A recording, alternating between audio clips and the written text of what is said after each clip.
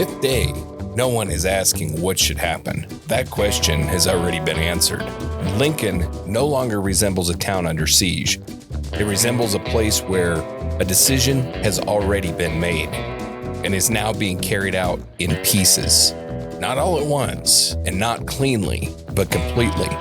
Because this is what happens when authority delays long enough that force becomes the only language left. For 4 days, men argued with rifles. They tested distance. They tested patience. They tested whether the law would move or continue watching. On day 1, violence announced itself. On day 2, it settled in. On day 3, it stretched beyond control. On day 4, the decision was made, quietly. And now, day 5 does not debate that decision. It enforces it. There are no more illusions left to protect. Not about neutrality, not about restraint, not about who is responsible. Because by now, everyone understands something they did not fully accept before. The siege was never going to end on its own. It was always going to be ended. And when a siege is ended from the outside, it does not resolve. It collapses. Inside the McSween house, men are no longer calculating victory. They are calculating time, how long the walls will hold, how long the ammunition lasts, and how long before the terms change, without warning and without consent. Outside, authority has already shifted. Not publicly, not formally, but decisively. Because once intervention becomes inevitable, force no longer waits for permission. And that moment has arrived.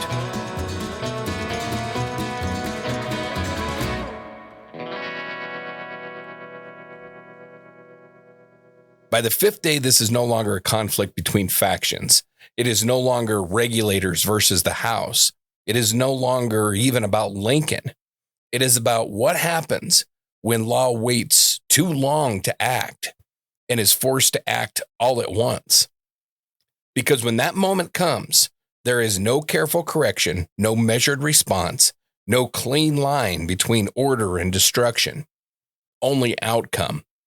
Day 5 does not ask who is right. It shows what happens next. Welcome back, listeners, to Dark Dialogue, Gallows and Gunfights. This is the final day of the Lincoln siege. For 4 days, Lincoln held under pressure, under gunfire, isolation, and a kind of restraint that was already starting to crack. By yesterday, that restraint was gone.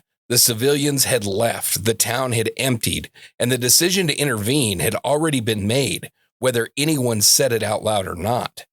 Today isn't about escalation, it's about consequence, because once a siege reaches this point, it doesn't resolve, it breaks. And when it breaks, it does not do it cleanly, it does it all at once. Now, if you've been following this series, you already know this isn't the version of the Old West built on myths or clean endings. This is what actually happens when power, delay, and violence collide in the same place for too long. No matter where you're listening, be it Spotify, Apple, YouTube, whatever platform, make sure that you're following the show, leave a review, and share it with someone who wants the real history, not the polished version. Day 5, the end of the Lincoln siege. Let's step back into Lincoln. By the morning of day 5, the violence hasn't ended, but it has changed. The chaos of the earlier days is gone. There's no more sustained exchanges, no more movement across open ground, no more attempts to take the street. What remains is something quieter, more deliberate. Shots still come, but they come one at a time, from behind walls, from rooftops, from positions that no longer need to prove anything. This is no longer a fight for control. It's a wait for outcome. And the town reflects it. Lincoln doesn't wake up. It just lingers. Windows are gone. Doors hang open or splintered. Adobe walls carry the marks of 4 days of rifle fire. And where there were once families, there's nothing. The civilians are gone. not evacuated, not escorted, gone because they understood something before anyone had to say it out loud. This place is not going to be saved. Inside the McSween house, the siege has narrowed to a single point. This is no longer one position among many. It is the position. Most of the outlying defenders have already slipped away under the cover of darkness. What remains inside are the men who either couldn't leave or chose not to. Billy the Kid, Doc Scurlock, Charlie Bowdry, and the others who have held this line since the beginning. The air inside is stale. Walls have been opened into firing positions. Furniture stacked for cover. Every window turned into a liability. Ammunition's counted. Water is limited. And for the first time, there is no illusion about what comes next. But Alexander McSween does not behave like a man at the end. Early that morning, he sits down and he writes a letter. Not a last statement, not a surrender. A letter addressed to Ash Upson, a postmaster in Roswell. He asks for $3 worth of postage stamps. And then he writes something else. Quote, "Right will triumph." In a town that has already collapsed into violence, in a house surrounded on all sides, in a siege entering the 5th day, he's still thinking like a lawyer, still writing, still communicating, still believing that the outcome of this will be decided somewhere beyond Lincoln, that the courts will matter, that the record will matter, that someone somewhere will step in and correct what has happened here. Outside, the men surrounding the house are not writing letters. They're watching. Sheriff Pepin's posse, Murphy Dolan men, the Seven Rivers Cowboys, they hold positions around the house and across the street. They don't rush. They don't need to, because by now, the siege has already done its work. There's no urgency left in their movement, only patience. The kind of patience that comes when you know the ending, even if the people inside don't. This is the last moment where the outcome is not visible from the inside, where a man can still sit at a table, write a letter, and believe that right will triumph. By the end of this day, that belief will not survive. At around 10 o'clock in the morning, something changes. Not inside the McSween house. Inside, nothing has changed. Men still hold positions. Shots still come and go. Time still moves slowly enough to measure. Outside, though, time is speeding up. A column rides into Lincoln. 35 U.S. Army soldiers, uniformed, armed, organized, and they do not arrive quietly. With them, a Gatling gun, a brass mountain howitzer. Not weapons meant for a street like this. Not weapons meant for precision. Weapons meant to end things. They take position directly in town, not outside it, not observing from a distance, right inside town, across from the Montano house, within sight of the Regulator strongholds, within reach of everything that remains. And just like that, this is no longer a local fight. Colonel Nathan Dudley commands the column. His justification is clear. Protection of civilians, protection of women and children, but the civilians are already gone. The town has already emptied. What remains are combatants. And Dudley makes something else clear. If his men are fired upon, he will respond. Not with rifles, not with return fire, with artillery. A Gatling gun, a howitzer, indiscriminate, overwhelming, final. On paper, this is neutrality. No side chosen, no direct intervention, no official alignment. But in practice, everything is shifted. Because once federal troops stand in the street, there's no longer uncertainty about how this ends. For the men outside the McSween house, this is not a warning. It's permission. Permission to finish it. Because now, whatever happens next will happen under the shadow of the United States Army. And the Army is not here to stop it. Inside the McSween house, they can see them. Uniforms, artillery, order. For a moment, It looks like the thing that McSween believed in has finally arrived, the law. But the law is not here to take control. It's here to observe, to contain, to justify. And that distinction is everything, because once authority places itself in the street without ending the violence, it doesn't prevent what comes next. It frames it. By the time that the army rides into Lincoln, the outcome is no longer a question. Only the method is. And that method is about to change. The moment that the army takes position, the fight changes, not because of what they do, but because no one else can do any more. For 4 days, the Regulators have survived on one advantage. They could still fire from windows, from walls, from angles that the other side couldn't safely cross. That ends now, because once Dudley's men are in the street, every shot becomes a risk, not just of hitting the enemy, but of hitting the army. And if that happens, there is no misunderstanding. They've already been told what comes next. The Gatling gun, the howitzer, not aimed at a single man, not aimed at a single position, at the building. And the Regulators understand it immediately. If they fire, they don't just return fire. They justify escalation. So they stop. Not completely and not all at once, but enough. Enough that something opens. For the first time since the siege began, space. And Sheriff Pepin's men see it. They don't rush blindly. They don't charge the street, but they do move carefully, deliberately, across ground that would have gotten them killed yesterday. They use fences, outbuildings, walls, and one by one, they take the positions they couldn't reach before. The houses, stables, in the shadows, everything that can see the McSween house. And with every position that they take, the space around the house shrinks. Front, the flanks, the rear, until it's no longer a siege. It's a ring.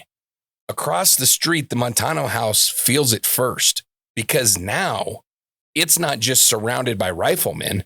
It's staring down the barrel of something else. The artillery, positioned in the open, unhidden, unsubtle, not fired, but it doesn't need to be, because everyone in that house understands exactly what it means. If they are declared a threat, that weapon doesn't miss. It erases. And now they're caught between two realities. Fire outward and risk bringing the army down upon them, or stay and be surrounded by men who are no longer being held back. There isn't a third option. So they choose something else. They don't stand. They don't fight. They disappear, wrapping themselves in blankets, breaking their shape, blending into movement that no longer looks like resistance. And they slip out, not as defenders, as survivors. They move toward the Ellis house, further down the street, further from the artillery, but not out of danger, because Dudley moves too. The guns, they don't stay fixed. They adjust, and now they're pointed somewhere new, the Ellis house. And just like that, the pattern repeats. The same choice: fight and risk annihilation, or leave and give up the ground. Before they go, there's one last burst of resistance, a short, sharp exchange near the corral, not to win, to break contact. And then they're gone, out of Lincoln, out of the fight, leaving behind the last position that could have changed anything. By the time the dust settles, the siege has been decided, not by a final charge, not by overwhelming fire, but by removal. Every outer position is gone. Every angle is taken. Every approach is controlled. And at the center of it, one house remains, the McSween house, alone. And now there's nothing left to stop what comes next. By late morning, the siege changes again, not in sound and not in movement, but in purpose, because now the end is no longer forming. It's being prepared. On one side of the street, Colonel Dudley turns to paper. On the other, Sheriff Pepin turns to wood. And between them, the outcome is sealed. Dudley needs something, not force. He already has that. He needs justification. So he finds it the only place left in Lincoln that still pretends to function: the law. A justice of the peace is brought in. Warrants are issued. Names are written down. Billy the Kid, the Regulators, all the men inside the McSween house. And just like that, they are no longer defenders. Now they're fugitives. On paper. Nothing changes physically. No attempt is made to serve those warrants. No officer walks to the door. No arrest is attempted, because that isn't the point. The point is that now what happens next can be explained away, not as an attack, as law enforcement. While the warrants are being written, Pepin's men are already working, dragging lumber, boards, anything that will burn. Not for cover, for fuel. They stack it against the house, along the walls, into the wings, building something that doesn't look like a weapon until you understand what it's going to be used for. Because this is no longer about taking the house. It's about removing it. And someone sees it. Susan McSween. She watches the soldiers arrive. She watches the men stacking wood against her home. And she understands, before anyone says it out loud, what they're about to do. So she walks across the street, across open ground, toward the only authority left in town, the United States Army. She doesn't go as part of the fight. She goes as a civilian, as a wife, as someone asking for protection. She asked Dudley, stop it. She asked him to protect her home, to protect the people inside it. Dudley refuses, because now he doesn't see a house. He sees a position. And he doesn't see civilians. He sees men with warrants, outlaws, killers. And protecting them can now be framed as aiding them. So instead of stopping what's happening, he steps aside from it, and he has her escorted away. No protection, no intervention, no misunderstanding about what comes next. By midday, everything is in place. The paperwork, the justification, and the fuel. The law has spoken, and the fire is waiting.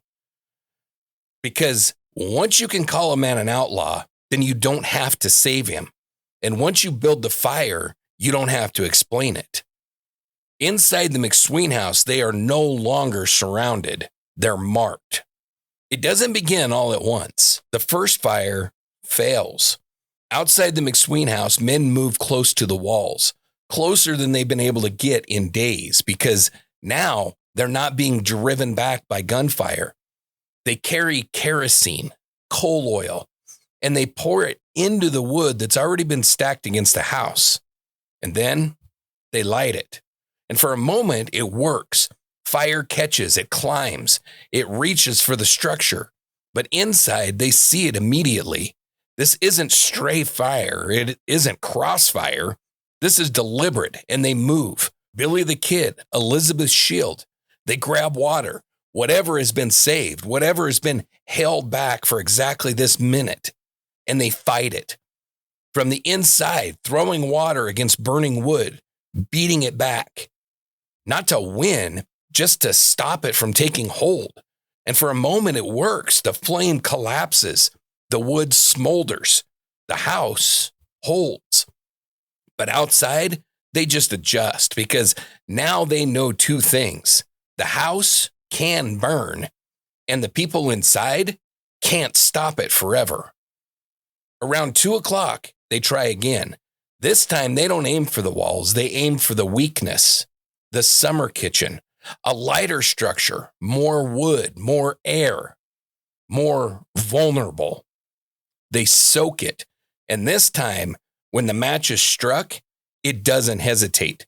The fire catches deep, not just on the surface, into the structure. Logs ignite, beams begin to heat, air feeds through openings and through gaps. And now it spreads from the kitchen into the house, through the doorways, along beams, into ceilings. The adobe walls don't burn, but everything inside them does. Smoke fills the rooms. Positions that were safe become unlivable. Air disappears. Heat builds. And the space inside the house starts shrinking. And then they try again. Water, cloth, anything. But this time, it's not going to be enough because this isn't a fire on the outside anymore. It's inside. It's in the walls. It's in the roof. It's in the structure itself. And once that happens, there is no putting it out. Room by room, the house begins to fail. Not all at once, but completely. And for the people inside, the fight changes. It's no longer about holding the position. It's about trying to survive it. Because by the time the fire takes hold, the decision has already been made. They are not being forced out. They're being burned out. And there is only one way left to leave. So inside that house, the fire is no longer the only thing that's breaking. Smoke fills the room. Heat presses down from the ceiling.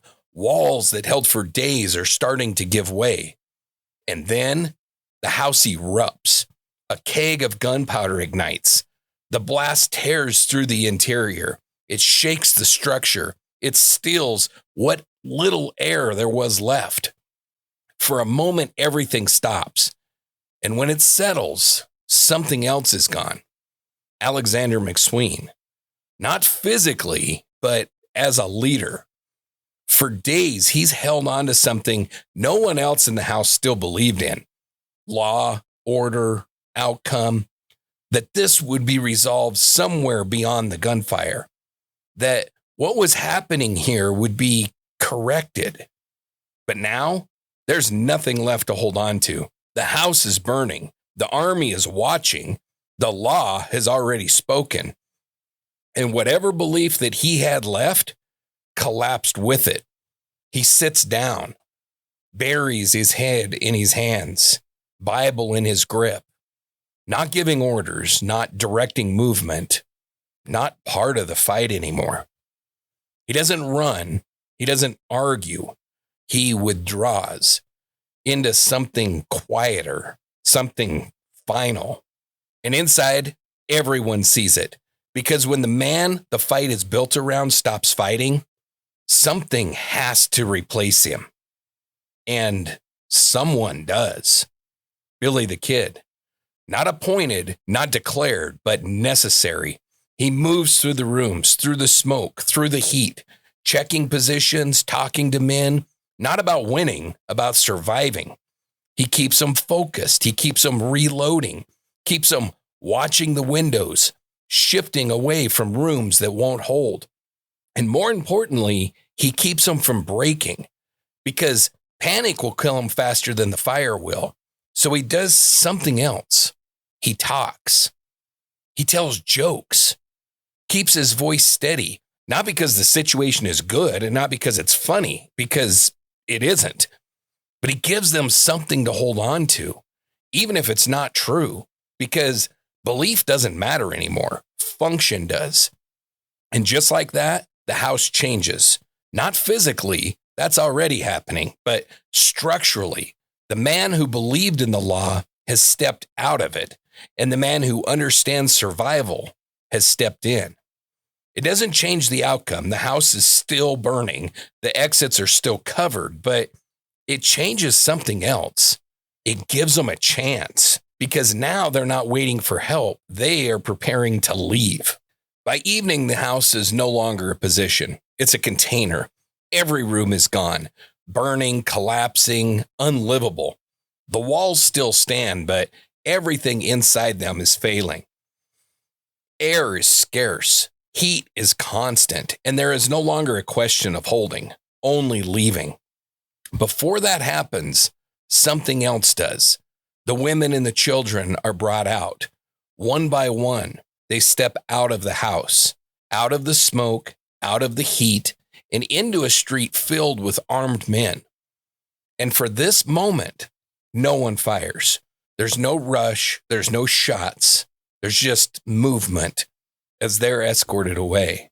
Far enough that what happens next won't touch them.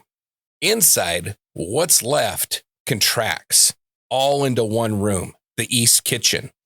Pressed together, surrounded by fire behind them and rifles in front of them, there's nowhere else left to go.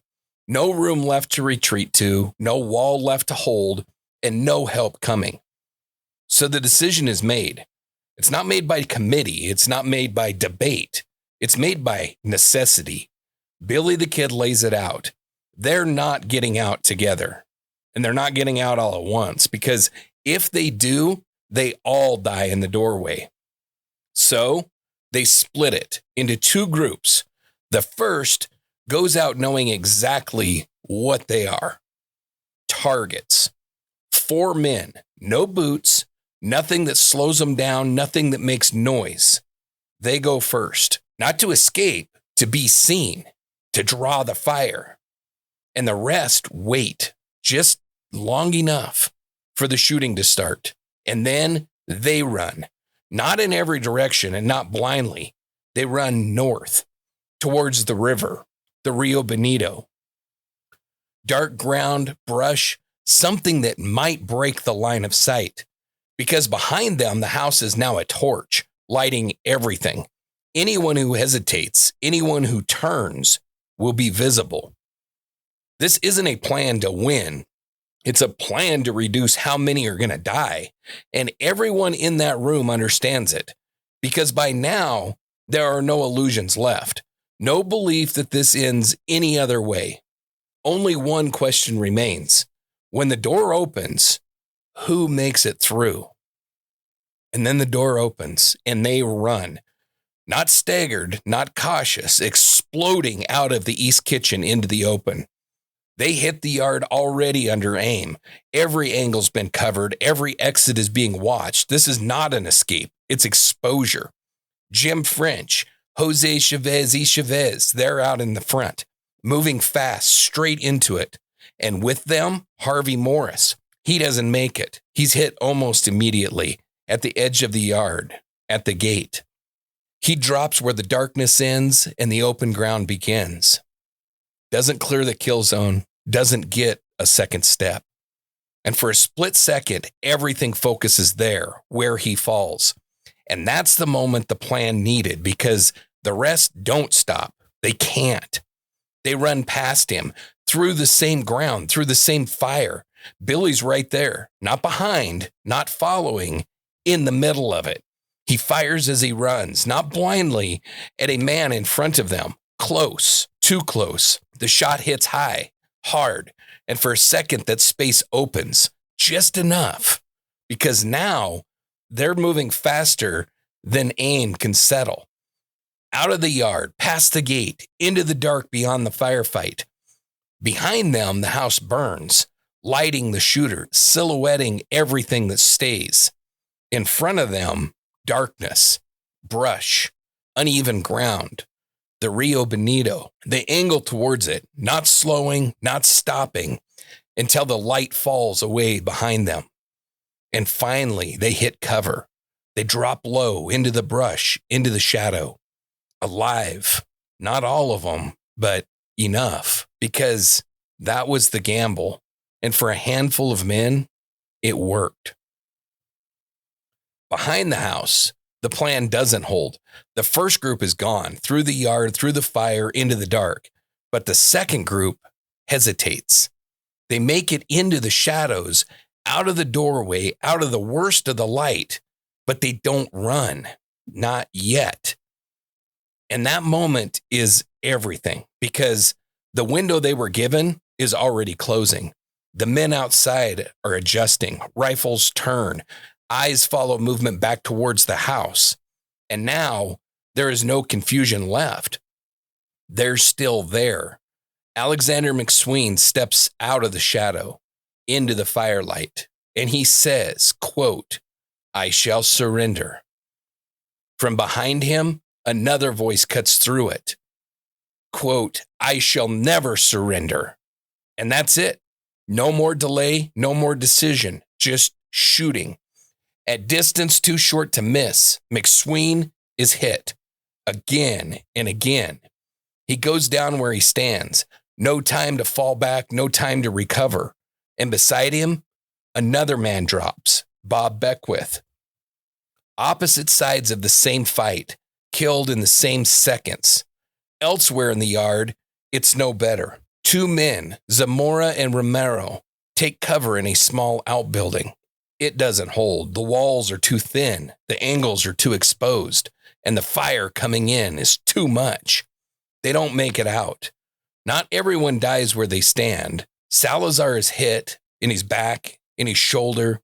He goes down and he stays down. He doesn't move. He doesn't reach. Men come near him, close enough to see him, close enough to finish it if they choose to, but they don't because he doesn't move. And in that moment, stillness saves him. He waits until the noise shifts, until the focus moves. And then he crawls out of the yard, out of the fire, wounded but alive. And beyond all of it, past the light, past the shooting, some of them make it to the river, into the dark, where the fire can't follow, where the bullets lose them. Behind them, the house collapses, the fight ends, and what's left in the yard doesn't move again. By the time the fire burns down, there's no fight left in Lincoln.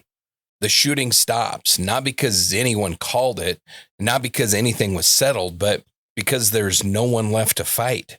The men who made it out don't go back. They don't regroup in town. They don't check and see who's still standing. They move away. Billy, Jim French, Jose Chavez, they reach the river and they stay with it, moving along the Rio Bonito, not in the open, not where they can be seen, in the brush, in the bins, using the only cover that's left to them.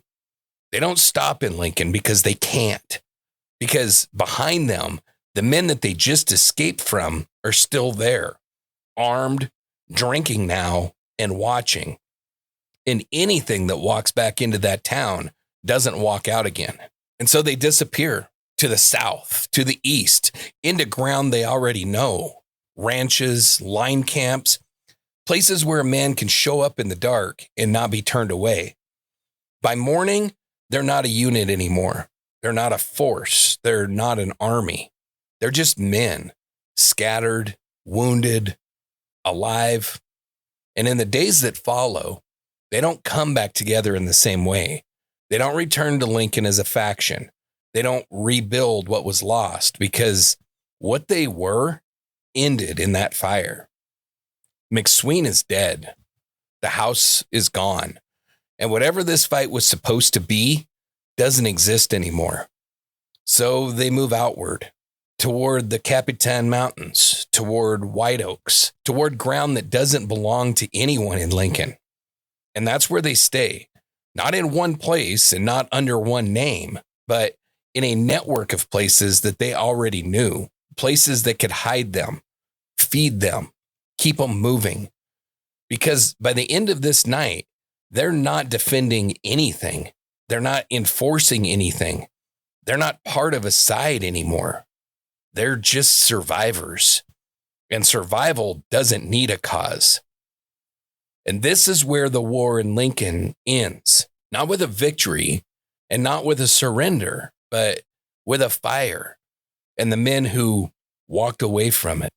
So when you step back from this, strip away the gunfire and the names, the legend, what you're left with is not the story that people think it is.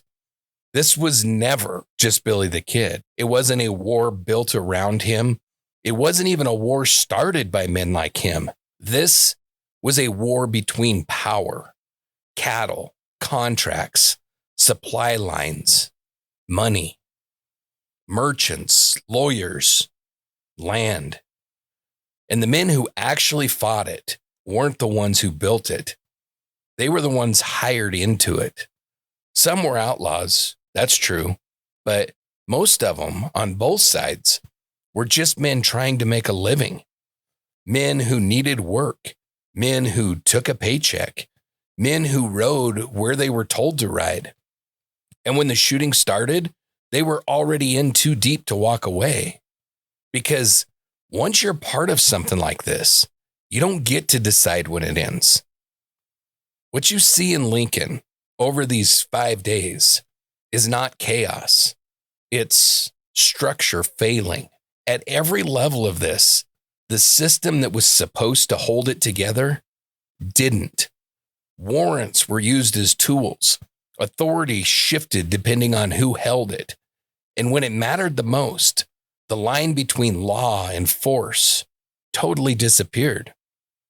You have to ask the question, did the Constitution even exist here in any meaningful way? Or was it something that could be applied or ignored depending on who was going to benefit? Because what happened in Lincoln wasn't just a failure of men. It was a failure of structure, a failure of government, a failure of anything that was supposed to prevent this from ever happening in the first place. And then there's something else, because for all of this, for all the men who died, for everything that burned, one name walks out of it: Billy the Kid. And not because he started it, not because he controlled it, but because he survived it. And more than that, because of how it ended. Without this battle, without the army in the street, without the fire, without the breakout, he's just another name in just another ledger. Another man who rode into a war most people would never have even heard about. But this turns him into something else. Because once the military steps into a civilian conflict, once that line is crossed, then the story stops being local. It becomes something much bigger. It becomes something people are going to remember. And that's what this becomes. Not just a war in Lincoln, but a moment where everything that was supposed to hold didn't. And the men inside it paid for that failure. And that's where this ends. It doesn't end with victory, and it doesn't end with surrender. It ends with a fire. It ends with men running away from it to try to save their lives. Because what happened in Lincoln over those 5 days didn't just end a fight. It completely changed what came after. Up to this point, Billy the Kid has been a part of something. He was part of Tunstall's side. He was part of McSween's faction. He was part of a war that he didn't start, part of a system that was already broken before he ever even stepped into it.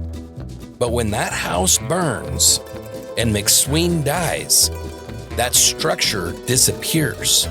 And what's left is Billy on his own.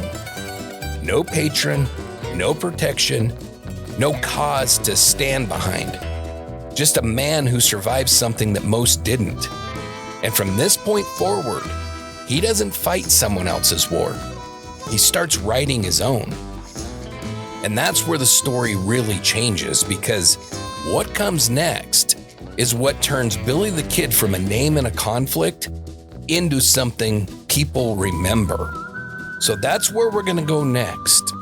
Until then, though, this has been Dark Dialogue, Gallows and Gunfights, the show where the Old West takes a stand and history's forced to answer for itself. No matter what platform you've been listening on, be sure to like and follow the show, leave a review, and share it with someone who still believes that these stories were simple, because they weren't, and they never were. Keep listening, keep researching, keep learning, and make the guilty face the gallows.